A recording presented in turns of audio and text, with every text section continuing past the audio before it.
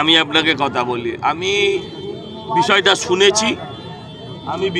শুনেছি খবরে সংবাদ মাধ্যমের মধ্যে থেকে। কোনো একটা পুরনো মামলা যেখানে কোনো এক্সটর্শনের অভিযোগ আছে, বাড়িওয়ালা ভাড়াটের কোনো সমস্যা আছে, এই সব সমস্যার মধ্যে তিনি কাউকে চমকেছিলেন, টাকা তুলেছিলেন, এই জাতীয় অভিযোগের জন্য তাকে গ্রেফতার করা হয়েছে। আর আইনের পথে চলবে, এরকম আরও অনেকের গ্রেফতার হবে, কোনো চিন্তা নেই।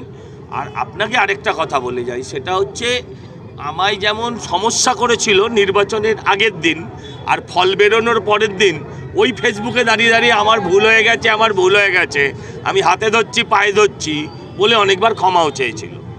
ওদের এক পা গলায় আর এক পা পায়ে থাকে, ওদের এক হাত গলায় আর এক হাত পায়ে থাকে, যখন যেটা দরকার সেটা টেপে। এখন আর গলা টেপার সামর্থ্য নেই, এখন পাই টিপবে। হ্যাঁ, আর কয়েকটা দিন অপেক্ষা করুন, এরপর এরা অতীত।